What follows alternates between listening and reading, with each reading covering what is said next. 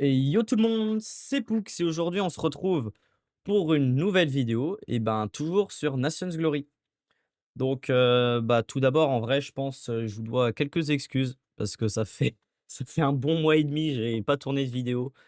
Mais en même temps il y avait les vacances, il y avait la rentrée scolaire, tout ça. J'ai pas eu le temps, mais ça ne veut pas dire, je ne tourne pas de vidéo, que le pays n'a pas avancé. Donc, comme vous pouvez voir déjà la façade de Mitras, elle a pas trop bougé, mais ce qu'on a bien tryhard pendant les vacances et la rentrée, c'est surtout la R&D. Déjà, vous pouvez voir, on est passé top 34 nota, on a gagné une bonne dizaine de places. Heu, En même temps, il y a pas mal de membres qui sont redevenus actifs, notamment je pense, collectionneur. Avant il était pas officier, il est remonté. On a recruté un Anto 1-2-3-4, 1-2-3-4, il était super actif et en vrai, je dois vraiment Anto 1-2-3-4, 1-2-3-4, collectionneur et Crimster, même Crimster, il est encore co. Ils méritent vraiment la palme d'or. Sans eux, le pays ne serait plus rien. Mais bon, comme vous pouvez voir, on a encore pas mal d'argent en banque, 253 000 $, mais c'est beaucoup moins qu'avant. Avant, on en avait 600 ou 700 000, mais tout simplement parce que les gars, enfin, on a pu réaliser un de mes premiers rêves, on a enfin une fusée. Donc grâce à ça, en vrai, on a gagné. Ou je vais la remettre dans le coffre pays parce que je vais pas faire une Fuse 3 à me faire kill. Grâce à ça, le pays est passé niveau 25 et on a pu bien poncer les R&D. Donc en R&D général, bah en fait, on a tout. Mais vous allez voir ce qui va nous bloquer vraiment dans toutes, mais absolument toutes les R&D, c'est le niveau 30. Donc là, le niveau 30, il nous bloque là. En ressources, pareil, il nous bloque là parce que l'entreprise avec, 50 000 $ de chiffre d'affaires, on l'a créée quand on veut. L'industrie, pareil, c'est toujours le niveau 30 et le 1 skills, va falloir qu'on en parle. Le 1 skills, on a 1,94 de skills depuis 3 semaines. Depuis 3 semaines, on reste à 0,8 aux notations. On m'a dit de faire un ticket, mais bref, je vais pas faire un ticket maintenant parce que dans tous les cas, on n'est pas niveau 30 et la dernière R&D qui manque, militaire, c'est juste 50 MMR et donc à un moment donné, forcément, il manque 5 niveaux à faire. On a pas mal poncé les compétences. Moi moi Moi-même, je suis passé mineur 4. Oh là, ça lag beaucoup. Je suis passé mineur 4, moitié du mineur 5. Ingénieur 1, bientôt ingénieur 2, bûcheron, je gagne encore quelques XP, je passerai bûcheron 3, je suis passé chasseur 3, bref. J'ai pas mal up mes skills, tous les membres ont fait à peu près pareil et donc la vraie question qu'on s'est posée, on s'est tous réunis autour d'une table et on s'est dit: «Les gars, comment gagner des niveaux de pays?»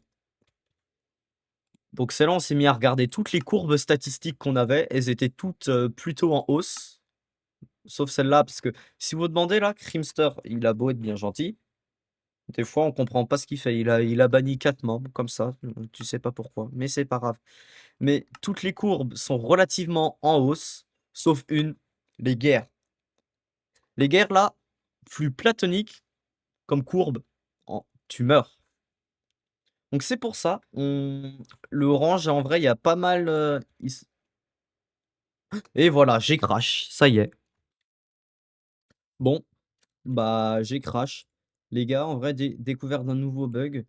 Quand vous utilisez apparemment l'appareil photo et que vous avez pas l'endroit requis, juste passer la souris dessus, vous êtes vous êtes kick. Je vais pas refaire parce que j'ai pas envie de retourner 40 000 fois, mais c'est extrêmement relou. Donc bref, croyez pas qu'on a farmé que la R&D parce qu'on a fait plein d'autres choses. Bah, d'abord, on a un peu continué à build, donc tout ça là, vous le connaissiez déjà. Le build, c'était vraiment pas notre majeure préoccupation vu que bah, voilà, on a build, à peu près ça. Il y a encore les échafaudages. Mais comme je viens de dire, les builds, c'était vraiment pas notre principale préoccupation. Vu que là, on est en mode full, farm, R&D, tout ça. On a aussi, détruit la maison du membre là qui était juste à cet emplacement-là, à l'emplacement des coffres là, c'est le chunk d'un nouveau membre. On lui laisse parce que on est sympa. Les squelettes m'aiment toujours aussi peu pendant que je tourne mes vidéos et ensuite, parce que c'est bien beau d'avoir, 700 000 mais la fusée à elle toute seule coûtait à peu près 700 000. Donc on a farmé comme des gros cochons, tout ce qui se farm, les Ender Pearls, le blé, on a pas mal de silos de blé, regardez 100 100 100 celui-là il est à 0 c'est inadmissible, 100 bref. On a pas mal de blé à vendre, on le vendra quand il sera bien monté. On a aussi je sais pas taper des commandes, c'est horrible. On a aussi dû refaire notre BK parce que malheureusement déjà quand je vais pas refaire la même bêtise. Quand j'ai tourné la dernière vidéo et ben, il y avait la minimap avec l'écho du BK. Donc écoutez, on l'a entièrement refait. Regardez-moi ça, il est tout beau, tout propre, bien rangé, ça fait plaisir. Dans le cadre de nos R&D, on a aussi pas mal augmenté notre production électrique. Parce que si vous regardez bien, R&D en industrie, on doit craft pas moins de 10 panneaux solaires de niveau 2. Ah, c'était juste 5. Les gars, je viens de faire une énorme boulette. On en a craft 10. Ah, c'est pas grave, parce que dans tous les cas, c'est toujours utile. Parce que dites-vous que un seul panneau solaire de niveau 2, là, un seul panneau solaire comme ça produit 5 fois plus qu'un panneau solaire seul. Mais ça coûte aussi extrêmement cher parce que un panneau solaire comme ça, faut 4 panneaux solaires neufs. Et depuis la nouvelle mise à jour, parce que sinon ça serait pas drôle, depuis la mise à jour électrique, ces panneaux solaires coûtent chacun un magnésium. Donc j'ai dû farm pas moins de 40 magnésium. Et puis ça serait trop drôle si à chaque fois ça dropait du magnésium. Mais non, regardez sur les 40 magnésium, j'en ai acheté une vingtaine et j'ai quand même drop 36 de gallium. C'est n'importe quoi. Donc comme vous pouvez voir aussi, vu qu'on a été quand même pas mal actif, on a 12 météores. Ça, c'est pas mal et on va descendre, je vais vous en reparler après. Et il nous reste encore 4 panneaux solaires de niveau 2 parce que bah on n'a pas besoin de produire plus. On a aussi pas mal relancé la production de potions, etc. Parce que du coup, pour qu'on passe niveau 30, à un moment donné, on a eu une idée de génie. Et un de mes ophiles est venu me voir, il me dit: «Mais Poux, pourquoi est-ce qu'on fait pas une guerre?» Donc je suis allé me balader, no stuff, comme un bon samaritain et j'ai réussi à me faire kill en wilderness par la Chine. Donc voilà, on a réussi à imposer nos conditions de guerre. C'est un peu débile pour eux, mais ils l'ont accepté. Écoutez, c'est comme ça, ils ont accepté les conditions de guerre, ils ont accepté les conditions de guerre. Donc quand on remportera la guerre, on gagnera 100 000 et 100 de power. Et pour tout vous avouer, je sais vraiment pas comment ça va se passer.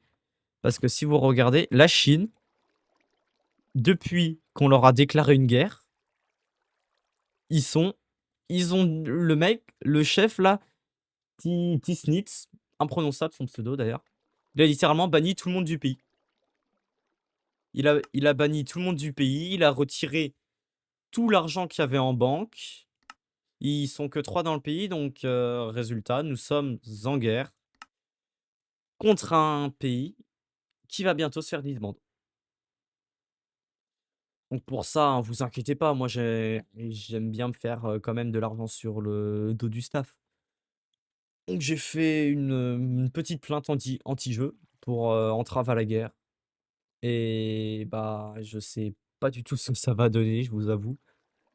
Je sais pas du tout si on va gagner les 100 000 ça nous mettrait vraiment bien. Je sais pas du tout si, je sais pas du tout. Je pense on a un peu aussi dégoûté les joueurs de la Chine du jeu. Je suis un peu désolé en vrai. Je suis un peu désolé.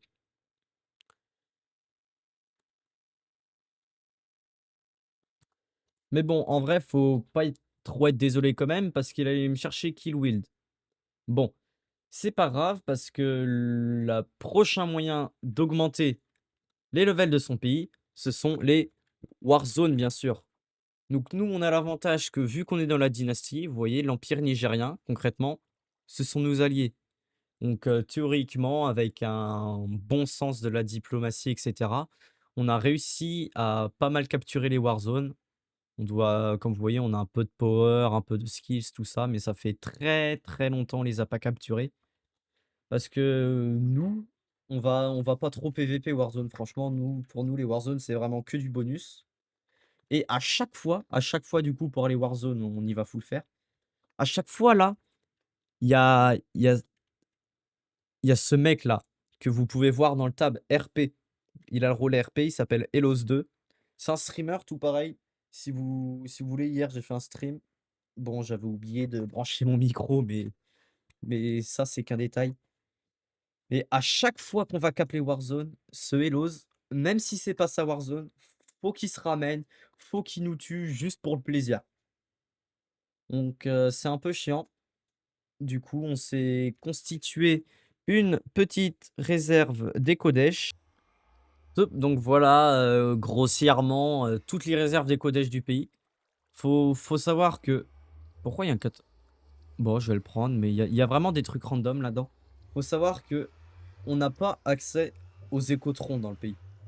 Donc tout l'écho là, tout l'écho, des casques en écho, des bottes en écho, des épées en écho et il me semble, voilà, il y a deux, 3 autres épées en écho qui traînent par-ci par-là. Et ben, grosso modo, c'est moi qui les ai gagnés en votant. Parce que maintenant, en votant, on a un certain pourcentage de chance de gagner de l'écho. Mais bref, donc on a préparé un peu des stuff PVP. Je sais pas si un jour on ira taper Elos. Je pense on ira à 4 le taper. Juste pour une petite revanche personnelle en vrai. Dites-moi si vous êtes d'accord. Au pire, venez taper Elos avec nous, ça fera pas de mal. Et il y a une dinguerie qui s'est passée hyper récemment. Je sais pas si vous vous souvenez, mais nous, on s'entend plutôt bien avec le Costa Rica. Et il y a un de ces membres du Costa Rica qui a qui a bidouillé pas mal de trucs et en gros, il nous propose contre si on craft un serveur, donc je sais pas si vous connaissez le craft des serveurs, mais en vrai, je sais pas si c'est le truc le plus cher du jeu, mais ça coûte vraiment cher. Déjà, ça coûte un météore. Voilà, comment claquer 25 000 balles dans un serveur. Ensuite, du zirconium. Le zirconium, c'est vraiment affreux à miner. C'est un minerai obscur de la Lune. Vous pouvez l'obtenir en cassant de la roche lunaire, tout ça. Mais déjà, la roche lunaire, même avec un full légendaire, ça se fait pas one shot. Et ensuite, c'est pas une chance tous les 1000 blocs et minerais cassés, comme les minerais obscurs. C'est tous les 10 000. Donc c'est vraiment horrible. Ensuite, ça coûte un circuit Tiber. Circuit Tiber, c'est quand même assez vénère, c'est l'huile de Tiber. Et en plus, ça coûte 2 fibres de carbone qui chacune déjà un magnésium, donc 2 magnésium, et chacune coûte 4 de Tiber. Donc en gros, pour un serveur, on se retrouve à pas moins de 16 de Tiber par serveur. Donc résultat, bah, on se retrouve à farm le Tiber comme des cochons. Là, on y va doucement, on est qu'à 5. Mais je me suis arrangé justement avec un membre du Costa Rica. On va pouvoir échanger 2 de nos météores contre 10 Tiber, si je dis pas de bêtises. Et donc, en échangeant 2 de météores contre 10 Tiber, il ne nous manquera plus qu'un seul Tiber. Un seul Tiber, on pourra faire un serveur. Et donc, oui, la bonne question, c'est pourquoi est-ce qu'on fait un serveur? Bah, on le fait pas pour faire plaisir au monde, hein. On le fait car on aurait accès à un contrat. Pour ceux qui savent pas ce que c'est un contrat, il y a des entreprises de trading dans le serveur. Pipapipapouf, trader. Et donc là, il y a plusieurs entreprises de trading. Et donc avoir un contrat dans une entreprise de trading, ça veut dire quoi? Concrètement, ça veut dire, donc là, par exemple, là-bas, c'est une grosse entreprise de trading, ça. L'entreprise de trading de la Thaïlande, apparemment. Et donc avoir un contrat, Ça veut dire quoi? Donc là, on a un contrat. On peut créer des contrats. On met c'est vraiment pas un bon exemple d'entreprise de trading, mais vous avez un contrat, vous mettez tant d'argent, par exemple, je sais pas, je vais faire simple, vous avez un contrat de 100 000 $. Vous faites un contrat de 100 000 $. Vous devez vous taper des heures monumentales d'AFK. Les serveurs vous mangent une quantité monstrueuse d'électricité.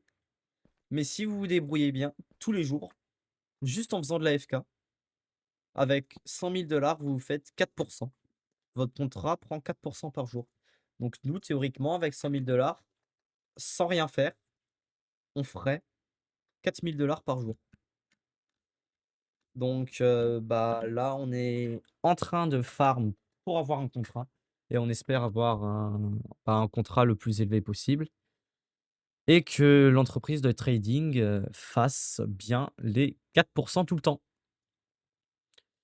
Bah, écoutez, moi, je crois que c'était tout ce que j'ai à vous dire.